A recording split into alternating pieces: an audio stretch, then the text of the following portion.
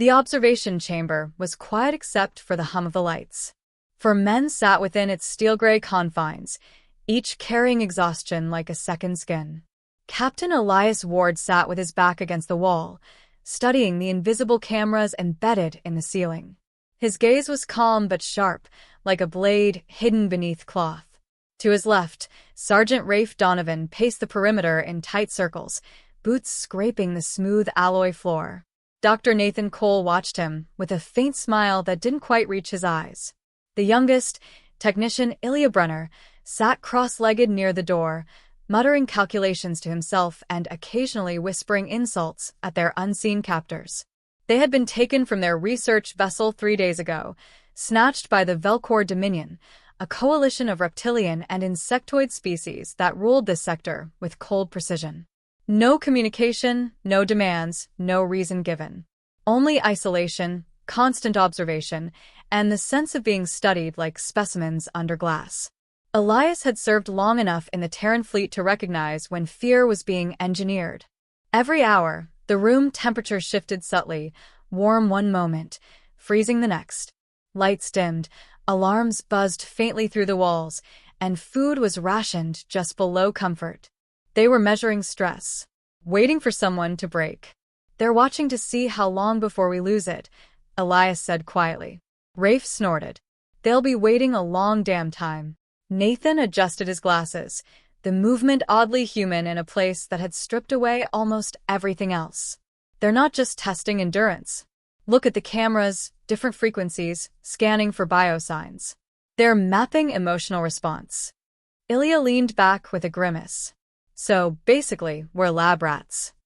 A soft vibration thrummed through the floor. All 4 men froze.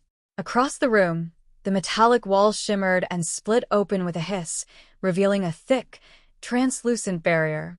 Beyond it, alien figures moved in silhouette, tall, angular, eyes like molten silver. The largest stepped forward, his scaled hand resting against a control node. Elias recognized the posture of command. The alien's voice came through a speaker grill, translated into mechanical English. "Human specimens. Observation phase 3 commences. Subject introduction. Cathari variant." No one moved. The barrier lifted, and something small padded into the room on 4 legs. It was no larger than a terrier, its sleek black fur glinting under the sterile lights. 2 golden eyes gleamed like molten amber. It was lean, muscular, but trembling. The air changed instantly, the faint musk of an animal, wild and unfamiliar, filling the sterile space. Rafe took a step forward before Elias raised a hand. "Don't," the captain murmured. "It's a trap," Rafe growled. Nathan's eyes softened. "No. "It's a test." The cub let out a low growl that turned into a whimper. Its claws clicked against the floor as it sniffed, ears twitching. Elias crouched, deliberately lowering his height, making himself smaller. He'd handled enough cornered animals to know dominance wasn't the answer. Nathan took a slow step closer, palms open. "Hey there," he said softly, voice steady. "It's all right. You're scared, aren't you?" Ilya whispered. "Doc, that thing's got more teeth than sense." But the creature's growl weakened. Its tail, sleek and spined at the tip, flicked nervously. Nathan knelt, ignoring Rafe's hissed warning. "Look at its eyes," he murmured. "It's a baby." Behind the barrier, alien observers murmured in their guttural tongue. Data screens flickered. Their leader, Commander Tralkesh, leaned forward, his reptilian pupils narrowing. "The Cathari has been trained to detect fear pheromones," he said to his aide. "It will attack instinctively. Record the reaction time." In the cell, Nathan reached out a hand. The cub hesitated, nostrils flaring. Elias felt his pulse tighten in his throat. The room seemed to hold its breath. Then, with a sound halfway between a sigh and a chirp, the cub took another step and pressed its head against Nathan's knee. Rafe cursed under his breath. Ilya's eyes widened. Nathan froze for half a second, then gently stroked the creature's head. Its fur was softer than he expected, faintly warm with a rhythmic vibration beneath the skin, purring. The cub circled once, then curled against Nathan's leg and went still. Asleep. Elias exhaled slowly, the first true release of tension in hours. The captain's gaze flicked to the observation wall. He could almost feel the aliens' confusion. Whatever they had expected, this wasn't it. "Captain," Rafe muttered. "That thing's supposed to be a killer." "Maybe it doesn't know that yet," Elias said. Nathan whispered, half to himself. "Or maybe it knows more than they do." The alien silhouettes shifted, clearly agitated. One slammed a clawed fist against the console. Another gestured sharply toward the creature, but the leader held up a hand, signaling restraint. Data feeds streamed faster. The experiment wasn't over. Elias could sense the shift in the air, their captors recalculating, reinterpreting, trying to understand what had gone wrong. He met the nearest camera lens directly, holding its gaze as if challenging whoever was behind it. "You wanted fear," he murmured, voice low but deliberate. "You'll have to look somewhere else." The cub twitched in its sleep, letting out a small sound, something between a sigh and a hum. Nathan smiled faintly, brushing a hand along its back. "They created a predator," he said softly, "but it just needed someone to tell it it's safe." Rafe knelt opposite him, staring at the creature like it was a ticking bomb. "Or it's waiting to bite your face off when it wakes up." "Then we'll deal with that when it happens," Elias replied evenly. For a few long seconds, the four men sat in silence, the tension easing into something fragile but real. The cub's breathing matched Nathan's rhythm, steady, calm. The room felt different now. Still captive, still controlled, but something in the power dynamic had shifted. On the other side of the barrier, Commander Tralkesh turned to his subordinates. "The readings are impossible," one said. The Ketheri's aggression index dropped to 0. "Analyze the human's biochemistry," the commander snapped. "Find out what they're doing to it." The aide hesitated. "Perhaps it's not what they're doing, Commander. Perhaps it's what they are." Tralkesh's gaze hardened. "Then humanity is far more dangerous than we thought." Inside the chamber, Elias stood slowly, rolling his shoulders. "Whatever they're planning next," he said quietly, "we stay together." Rafe grunted agreement. Ilya nodded, eyes darting toward the darkened corners where hidden cameras blinked red. "Let them watch," he muttered. "Let them see what real monsters look like when they care." Nathan didn't answer. He just kept his hand on the cub, feeling its heartbeat against his palm, warm, steady, alive. Somewhere deep inside the walls, he imagined their captors whispering, arguing, calculating. Elias's voice broke the silence, calm but resolute. "They think fear defines us," he said. "They're about to learn they've got it backward." Outside, the observation lights dimmed, and new machinery hummed to life. The aliens were resetting their experiment. But in that sterile, monitored cage, for men and one trembling creature had already broken the first rule of the test. They had made it human. And the cub, in its sleep, purred louder, unafraid. When the lights brightened again, the cub was still asleep, sprawled across Nathan's lap like a child who refused to wake. Its tail twitched occasionally, a soft rhythmic motion that drew faint smiles from men who hadn't smiled in days. Elias watched from the corner, eyes narrowing not at the creature, but at the cameras that hummed quietly above them. Every blink of red meant someone was studying, recording, calculating. He could almost hear the alien whispers through the metal. Rafe crouched near Nathan, arms folded. "Still breathing?" "Barely," Nathan murmured, stroking the cub's neck. "It's been under stress longer than we have. Look at the tremors." "I prefer not to get close enough to see them," Rafe said dryly. Ilya chuckled softly. "Donovan, if that thing wanted to eat you, it would have started with your boots. You smell like ration packs and bad decisions." The soldier shot him a glare. "Keep joking, kid. When it wakes up, I'm standing behind you." Elias cut across the exchange with a quiet authority that silenced the room. "Focus. They're not finished testing us. This was the first phase." His gaze lingered on the cub, and we didn't react the way they expected.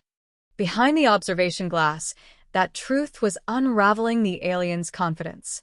Commander Tralkesh leaned over the glowing console, tail coiling in agitation. The data made no sense. Fear markers were minimal, heart rate steady, Even the cub's aggression index had flatlined. It was impossible.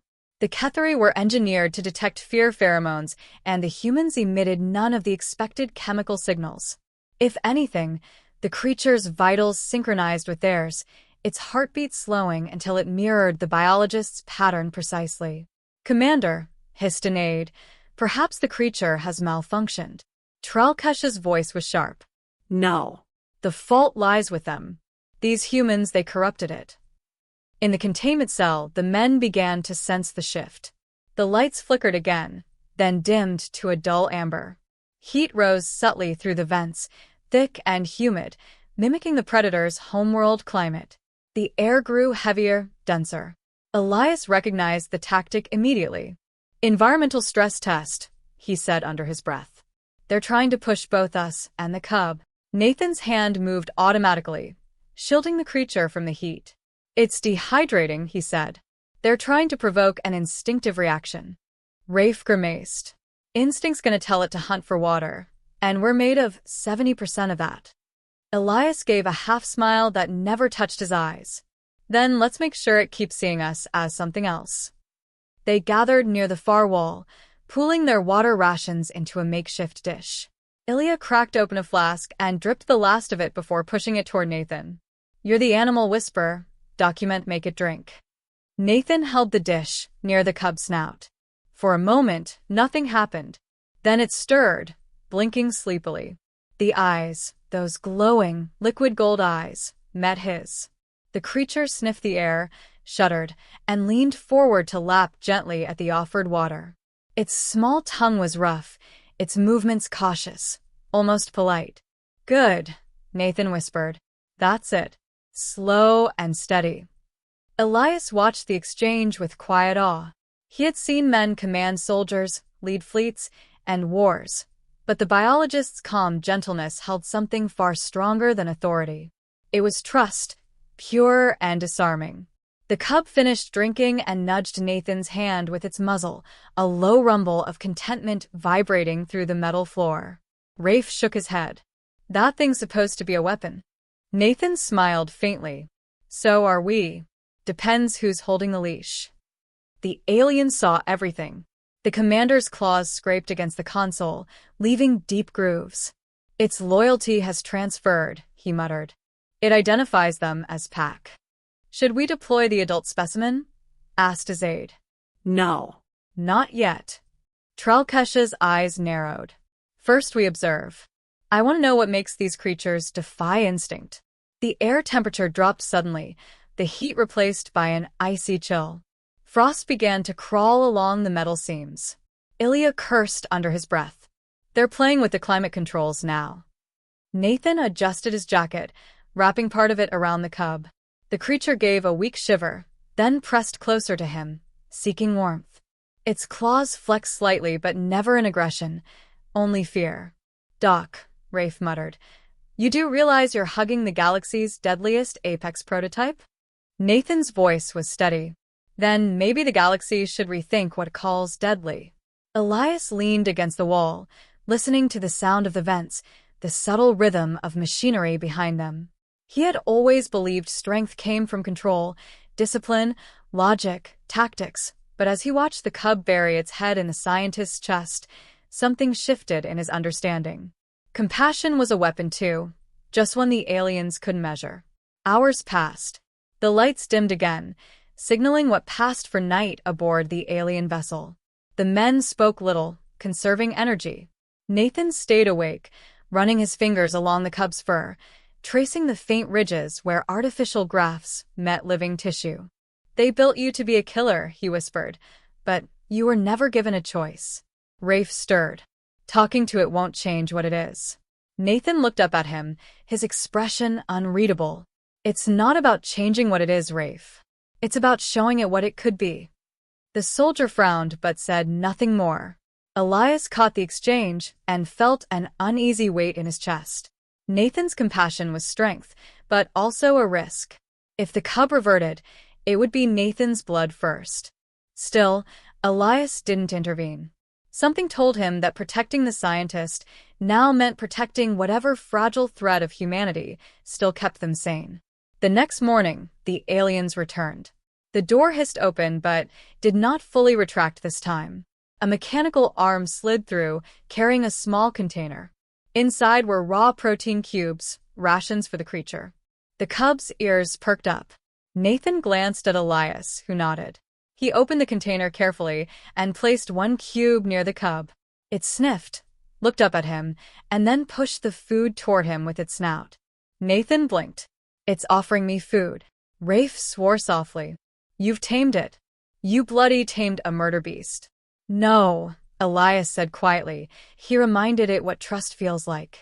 Behind the glass, Tralkesh's subordinates exchanged uneasy glances. "Commander, the Ketheri now refuses nourishment unless the human feeds it. Its behavioral pattern has rewritten itself around their presence." Tralkesh's voice was low, almost reverent. "Then empathy is viral." Inside the room, the cub finally ate when Nathan took a bite himself, as if seeking permission.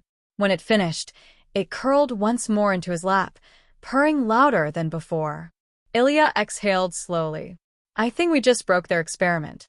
Elias looked up toward the hidden cameras. "No," he said softly. "We just changed it." Silence lingered. The aliens didn't shut the lights off this time. They watched longer, closer, fascinated and uneasy. The humans, unaware of the specific readings streaming behind that glass, simply sat together, one man absent-mindedly stroking a creature born to kill. The cub stretched, yawned, and placed a paw over Nathan's arm. Rafe watched the motion with quiet disbelief. The sound of boots and metal echoed down the corridor before the door split open. Elias was already standing when the alien guards entered, 3 tall figures in armor that shimmered like wet stone, energy nets coiled around their gauntlets. The cub, sensing danger, uncurled from Nathan's lap and let out a low, rolling growl that reverberated through the air like a living warning. Nathan instinctively placed himself in front of it, one arm raised as though he could shield it from what was coming. Elias stepped forward, every movement deliberate, every muscle under control. Rafe moved to his side, jaw tight, while Ilya hovered near the back, eyes darting between the aliens and the cub. The situation was a lit fuse waiting to burn. A deep voice, filtered through translation static, broke the silence. "Subject retrieval," the lead alien announced. "The experiment is concluded." "No," Nathan said, his voice quiet but certain. "You can't take it." The alien's head tilted, unreadable. "It is property of the Velcor Dominion. You are subjects, not arbiters." Elias's tone was calm, but his eyes carried steel. "You've been watching. You know what happens if you force this."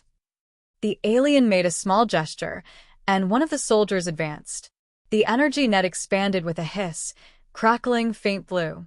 The cub hissed back, claws unsheathing, for bristling. Nathan crouched low, whispering to it, "Easy, little one. Stay with me." The creature's growl subsided, but its body trembled, poised between fear and fury. Rafe's hand clenched into a fist. "Cap, say the word." "Not yet," Elias murmured. But the aliens didn't wait. The net shot forward, and instinct overrode everything. Nathan lunged, intercepting it, the energy field catching his shoulder and sending a jolt of blue fire through his nerves. The cub screeched, a piercing, almost human cry that froze every man in the room. Then it moved. The small creature became a blur of black and gold, colliding with the alien soldier's chest in a spray of sparks. The guards stumbled backward, armor screeching as claws tore through the joint seams. The cub's roar filled the chamber, a sound that belonged to something far larger. Rafe grabbed the fallen net and yanked it away from Nathan, slamming his boot into the ground to short it out. Ilya shouted, "They're going to gas us." And the vents above them hissed in confirmation. Elias didn't hesitate. He grabbed a steel tray from the wall and jammed it into the nearest vent grill. "Cover the cub," he barked. Nathan, half dazed from the shock, cradled the trembling creature against his chest. The cub's claws dug into his jacket, but not in attack, in fear. "It's all right," he whispered, voice shaking. "You're all right." Rafe turned on the nearest alien, fists balled. You wanted a reaction? You got one. He swung hard, his knuckles cracking against armor.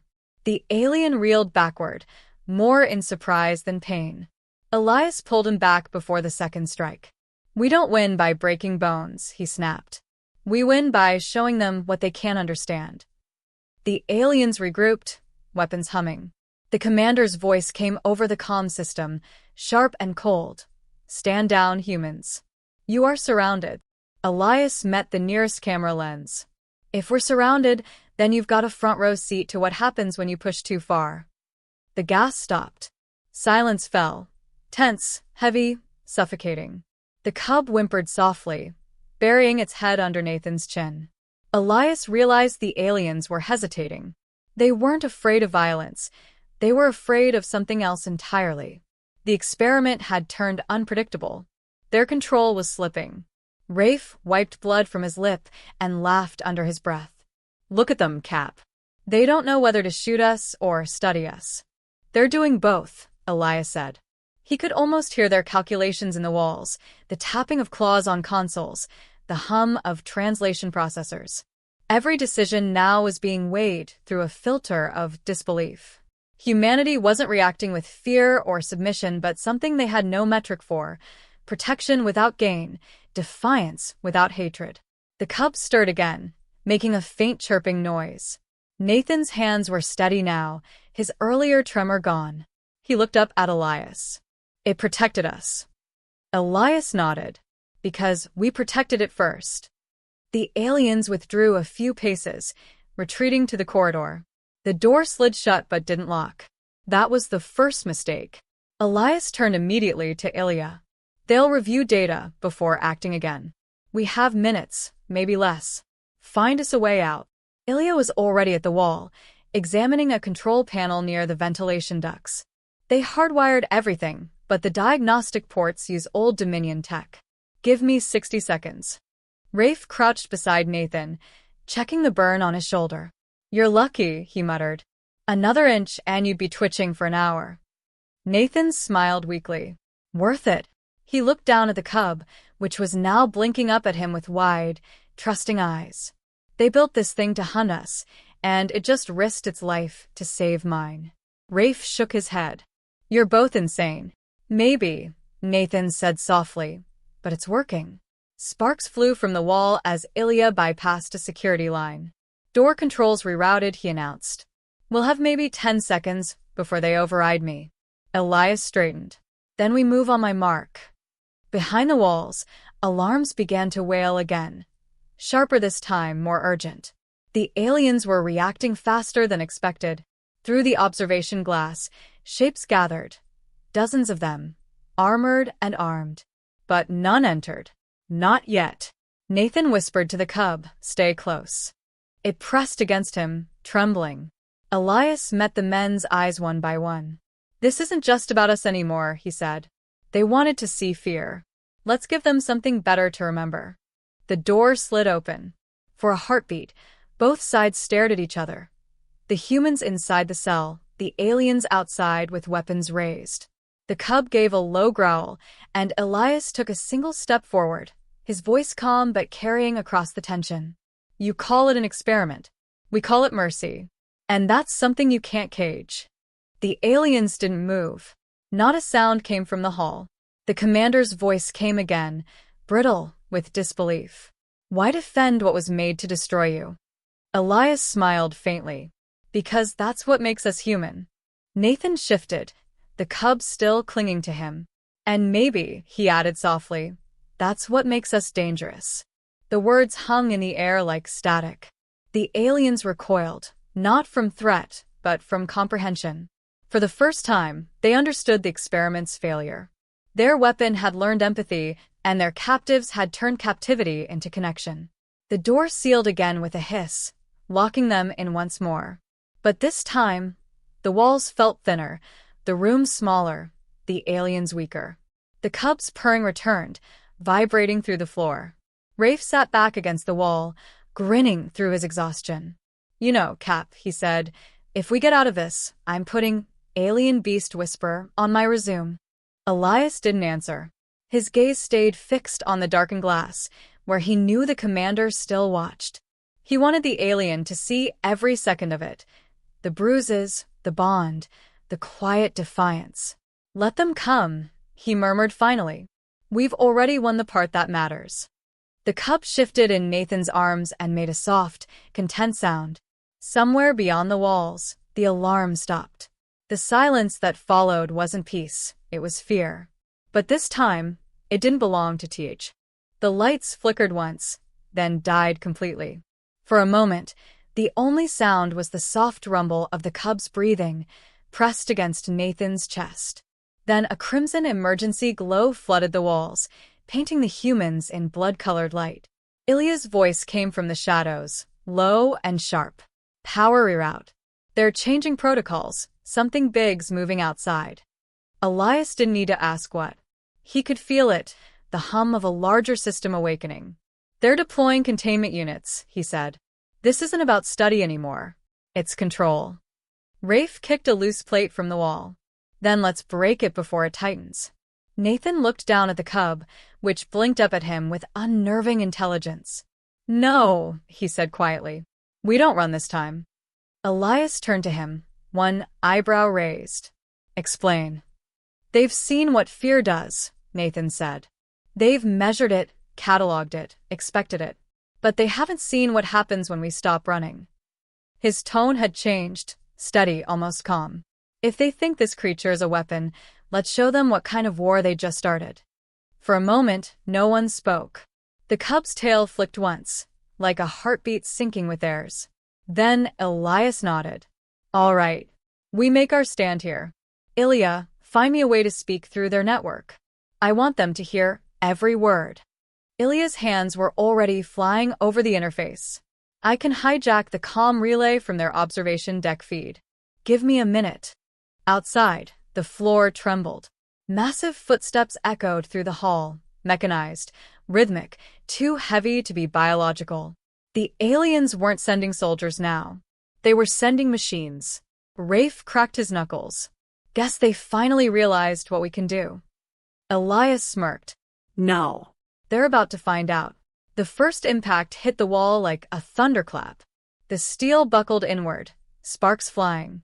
The cub tensed, but Nathan whispered something under his breath. Soft, steady, grounding. The creature calmed instantly, then turned toward the breach, its eyes glowing faintly with an amber light. Ilya's voice cut through the noise. "Comms open. You're live on their internal frequency." Elias didn't hesitate. He faced the wall, knowing dozens, maybe hundreds, of alien eyes were watching. "You wanted to test human fear," he said evenly. "You wanted to measure how long we last under pressure, what we protect, what we break for. You built this thing to hunt us, to show us our place." The wall cracked again. A metal claw pushed through, glowing with plasma heat. Elias continued, louder now. "But you made one mistake. You thought survival was our instinct. It isn't. It's connection." Rafe grabbed a loose conduit and hurled it at the emerging machine. The strike sparked, momentarily blinding it. Nathan placed the cub on the ground. "Go," he whispered. "Show them what they made." The cub moved, swift as a shadow, claws tearing through alloy like it was fabric. The mechanical beast screamed in binary tones, stumbling back. The cub didn't kill it. It dismantled it, precise and furious, like it knew exactly where to strike. On the other side of the wall, the aliens panicked. Their voices echoed faintly through the comms, orders, disbelief, chaos. Elias spoke through it all, his voice cutting through like a blade. "You made something that could learn from us. It chose empathy. You made something meant to destroy us. It chose to protect. You've failed your own design." The cub returned to Nathan, streaked with oil and ash, but unharmed.